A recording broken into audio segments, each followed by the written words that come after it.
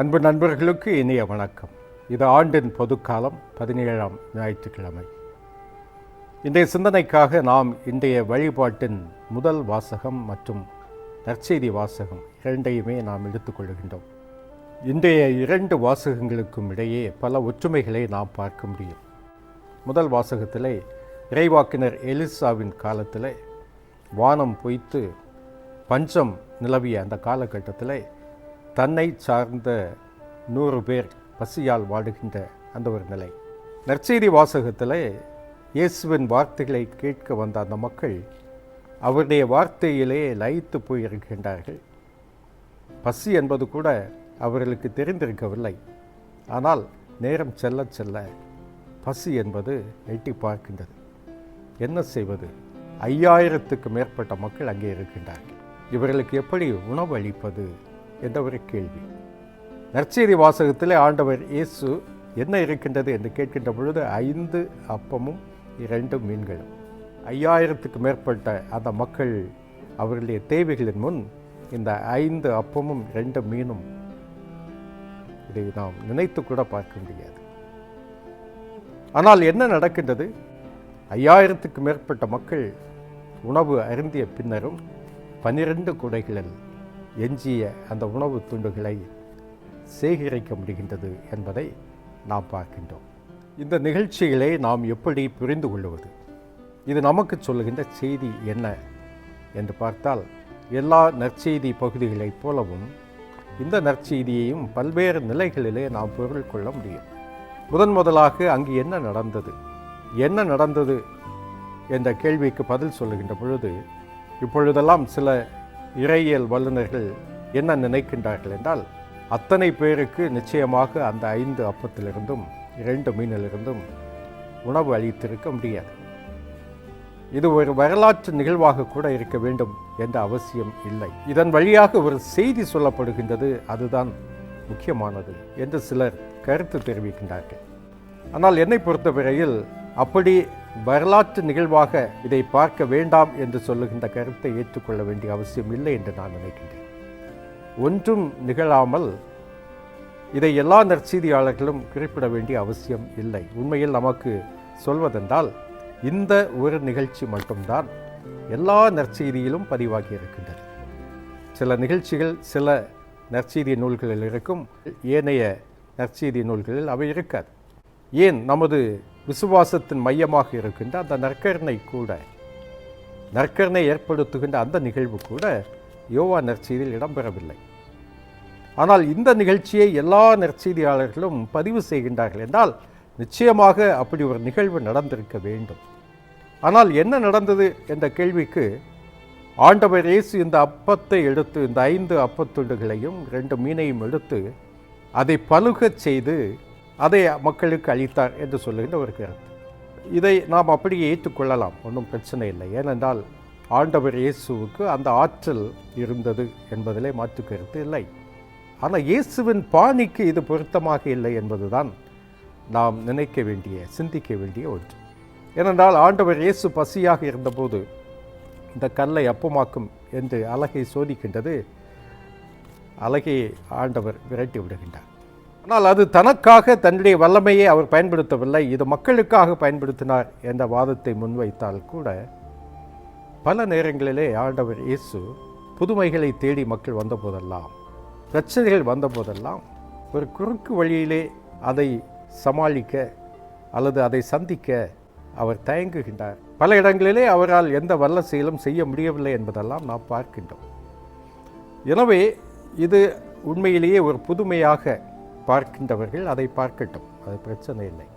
ஆனால் இப்படிப்பட்ட ஒரு பெரிய நிகழ்வுக்கு பின்னாலும் கூட அதே மக்கள் திரும்பி வந்து எங்களுக்கு ஒரு அடையாளத்தை காட்டும், எங்கள் முன்னோர்கள் மன்னாவை உண்டனரே, நீர் என்ன செய்ய போகின்றீர் என்று கேட்கின்றார்கள் என்றால், அந்த மன்னா பொழிதல் போன்ற ஒரு பெரிய புதுமையாக இது நடந்திருக்க வேண்டும் என்ற அவசியம் இல்லை என்று தோன்றுகின்றது. நான் இந்த நற்செய்தியை பற்றி சிந்திக்கின்ற போதெல்லாம் நான் நினைப்பேன், இன்றைக்கு எத்தனையோ மக்கள் பசியால் வாடுகின்றார்களே, இன்றைக்கு எத்தனையோ மக்கள் பட்டினியால் சாகின்றார்களே. ஒரு கணக்கின்படி உலகில் வாழுகின்ற 800 கோடி மக்களுக்கு தேவையான உணவு உற்பத்தி செய்யப்படுகின்றது. இந்த உணவு உற்பத்தியை விநியோகித்தால் 800 கோடி மக்களும் பசி இல்லாமல் வாழ முடியும். ஆனால் இந்த உலகத்திலே 230 கோடி மக்கள் போதிய உணவு இல்லாமல் வாடுகின்றார்கள். உணவு உற்பத்தி செய்யப்படுகின்றது, ஆனால் இந்த 230 கோடி மக்களுக்கு அது எட்டவில்லை. 83 கோடி மக்கள் படுக்கச் செல்கின்ற பொழுது பசியாகத்தான் தூங்கச் செல்கின்றார்கள். பசித்த வயிற்றோடு தான் அவர்கள் தூங்கச் செல்கின்றார்கள். ஒவ்வொரு ஆண்டும் 1 கோடி மக்கள் பசி தொடர்பான நோய்களால் செத்து போகின்றார்கள் என்று உலக உணவு திட்ட அந்த அமைப்பு நமக்கு சொல்லுகின்றது. இப்படி செத்து போகின்ற மனிதர்களிலே குழந்தைகள் தான் அதிகம். 5 வயதுக்கு உட்பட்ட அந்த குழந்தைகள் தான் மாண்டு போகின்றார்கள் என்று சொல்லப்படுகின்றது. எனவே ஒரு பக்கம் உணவு குவிந்திருக்கின்றது, உற்பத்தி செய்யப்படுகின்றது. ஆனால் ஏழை மக்களின் தட்டுக்களில் அது வந்து சேரவில்லை, உணவு தட்டில் அது வந்து சேரவில்லை என்பதுதான் நாம் பார்க்கின்ற யதார்த்தம்.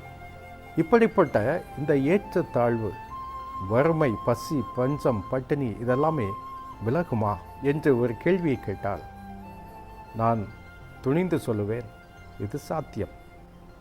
பசி இல்லாத ஒரு உலகத்தை உருவாக்குவது சாத்தியமே. இன்றைக்கு ஐக்கிய நாடுகள் சபை 2030ஆம் ஆண்டுக்கு முன்னால் இந்த உலகத்தில் எந்த மனிதனும் பசியோடு தூங்க செல்லக்கூடாது என்று ஒரு கனவு திட்டத்தை வைத்திருக்கின்றது. 2030 ஆண்டுக்குள் eradication of poverty and hunger, பசியும் பட்டினியும் பஞ்சமும் ஒழிக்க வேண்டும் என்ற அந்த திட்டத்தோடு செயல்படுகின்றது. இதற்கு நிறைய பொருள் செலவு ஆகும் அல்லவா? எங்கு செல்வது? இதற்கான நிதியை நாம் எங்கு தேடுவது என்ற ஒரு கேள்விக்கு பதில் சொல்வதாக இருந்தால், ஏற்கனவே இருக்கின்ற நிதியை பசியால் வாடுகின்ற மக்களுக்கென ஒதுக்கி வைத்தால் போதும். இன்றைக்கு உலகம் முழுவதும் இராணுவ செலவுக்காக, யுத்த நடவடிக்கைகளுக்காக மேற்கொள்ளுகின்ற அந்த செலவுகள், ஆயுதங்கள் உற்பத்தி செய்தல், ஆயுதங்கள் கொள்முதல் செய்தல், இவற்றுக்காக பயன்படுத்தப்படுகின்ற ஒதுக்கீடு செய்யப்படுகின்ற அந்த நிதியில் ஒரு சின்ன தொகை இருந்தாலே போதும், உலகில் பசி இல்லாமல் மக்கள் வாழ முடியும். இன்றைக்கு எந்த அளவுக்கு ஆயுத உற்பத்திக்கும் ஆயுத கொள்முதலுக்கும் பணம் செலவிடப்படுகின்றது என்பதை நம்மால் கற்பனை கூட செய்ய முடியாது. இந்த உலகத்திலே மிக அதிகமான பணத்தை, வருமானத்தை, நாட்டின் செல்வத்தை யுத்த நடவடிக்கைகளுக்கு செலவிடுகின்ற நாடுகள், முதல் 5 நாடுகள் என்ன தெரியுமா? முதல் அமெரிக்க ஐக்கிய நாடுகள், அமெரிக்கா. அதைத் தொடர்ந்து சீனா, 3வது இடத்துல இந்தியா, அதற்கு பின் ரஷ்யாவும் பிரிட்டனும்.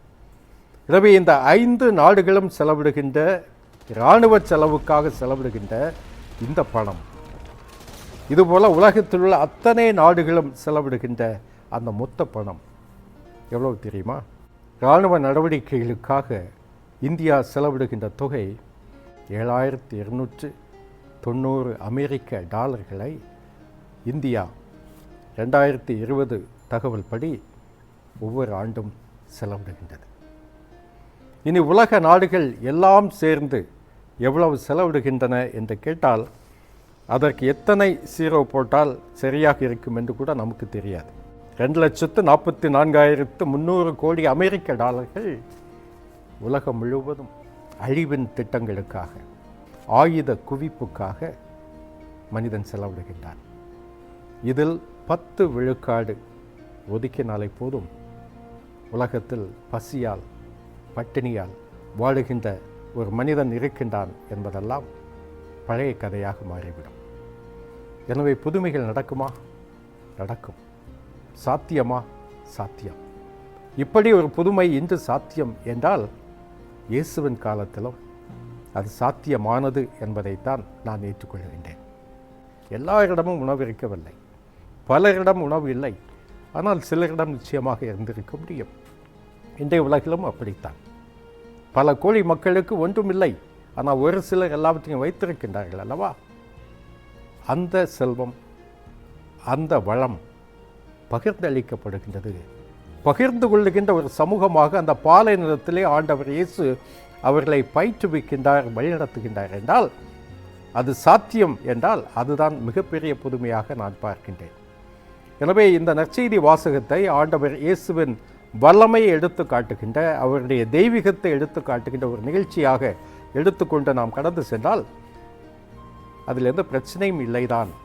ஆனால் அதைவிட இப்படி ஒரு நிகழ்வு நடந்திருக்கும் என்றால் அது ஒரு பெரிய அற்புதம். இதை போல ஒரு அற்புதம் இருக்க முடியாது. இஸ்ராயேல் நாட்டிலே பஞ்சம் நிலவுகின்ற பொழுது ஒரு மனிதர் தன்னிடம் இருப்பதை கொண்டு வருகின்றார். 20 அப்பங்களையும் தானிய கதிர்களையும் கொண்டு வருகின்றார். இவர் யார், இவருடைய பேர் என்ன என்பது பதிவாகவில்லை. ஆனால் எந்த ஊரிலிருந்து வருகின்றார் என்பது பதிவாகின்றது. இதை நாம் கவனிக்க வேண்டும். அவர் பாகால் சலிசாவிலிருந்து வருகின்றார் என்று சொல்லப்படுகின்றது. இந்த பாகால், அந்த பாகால் என்ற பெயர் நமக்கு புரிகின்றது. எலிசாவும் அதற்கு முன் எலியாவும் இந்த பாகால் தெய்வத்திற்கு எதிராக தங்கள் வாழ்க்கை முழுவதையும் அர்ப்பணித்தவர்கள். இந்த சலிசா என்ற பகுதியிலே வாழ்ந்த மக்கள் பாகாலை வழிபட்டார்கள். அந்த பகுதியிலிருந்து ஒருவர் உணவு கொண்டு வருகின்றார். அந்த பகுதி இந்த இஸ்ராயேல் மக்களுக்கு வேண்டாத ஒரு பகுதி. தங்கள் கடவுள் நம்பிக்கைக்கு எதிரான கடவுள் நம்பிக்கை கொண்ட மக்கள் வாழ்கின்ற அந்த பகுதியிலிருந்து வருகின்றார். ஒருவேளை அவர் யூதராக இருந்திருக்க முடியும். ஆனால் அவர் நிச்சயமாக ஒரு வேற்றினத்து மனிதராக இருந்தால் அந்த பகுதியிலிருந்து உங்களுக்கு உணவு வருகின்றது. எனவே கடவுள் யாரை தொழுகின்றார், எப்பொழுது தொழுகின்றார், எப்படி தொழுகின்றார் என்பதெல்லாம் அதிசயங்கள், ஆச்சரியங்கள். அதுதான் அதிசயங்கள், ஆச்சரியங்கள். ஆண்டவர் இயேசு கல்மனம் கொண்ட மனிதர்களையும் மாற்ற வல்லவர். அப்படிப்பட்ட புதுமைகளைத்தான் நாம் எதிர்பார்க்க வேண்டும். அப்படிப்பட்ட வல்ல செயல்களைத்தான் நாம் எதிர்பார்க்க வேண்டும். குறுக்கு வழியில் உணவு கிடைக்கும் என்றால் எதுவும் நடக்காது. உணவளிக்க வேண்டிய கடமை அரசாங்கத்துக்கு உண்டு. உணவளிக்கின்ற கடமை சமூகத்துக்கு உண்டு. எந்த ஒரு மனிதனும் பசித்திருக்கலாகாது என்பதுதான் அறவழி சிந்தனை. ஆண்டவர் இயேசு இன்றைய நற்செய்தி மூலம் நமக்கு தருகின்ற செய்தியும் அதுதான். இருப்பவற்றை பகிர்ந்து கொள்ளுவோம். இல்லாத பொழுது நமக்கு படி இழக்கின்ற கடவுளாக அவர் இருக்கின்றார் என்ற நம்பிக்கை கொள்வோம். இருப்பதை பகிர்ந்து கொள்வதும், இல்லாத போது கடவுள் நம்மை கைவிட மாட்டார் என்ற நம்பிக்கையும், அவருடைய அரவணைப்பும் அவருடைய பாதுகாப்பும் என்றும் நம்மோடு இருக்கும் என்ற ஒரு நம்பிக்கையும் தான் இன்றைய நற்செய்தி நமக்கு தருகின்ற செய்திகள். எனவே பல்வேறு மக்கள் ஒன்றிணைந்து பசி இல்லாத, பஞ்சம் இல்லாத, பட்டினி இல்லாத ஒரு உலகத்தை கட்டி அமைக்க, உருவாக்க முனைய அழைப்பு விடுக்கின்ற இந்த நற்செய்தி வாசகத்தை நாம் உளமாற ஏற்றுக்கொள்ளுவோம். அத்தனை மக்கள், எத்தனை ஆயிரம் மக்கள் பசியாக இருந்தாலும் மனிதர்கள் நினைத்தால், கடவுளுடைய வார்த்தையால் தூண்டப்பட்டு அதிசயங்கள் நடக்கும். பசியும் பஞ்சமும் பட்டினியும் கடந்த கால நிகழ்வுகளாக அமையும். அப்படிப்பட்ட உலகு அமைக்க சபதம் ஏற்போம். நன்றி.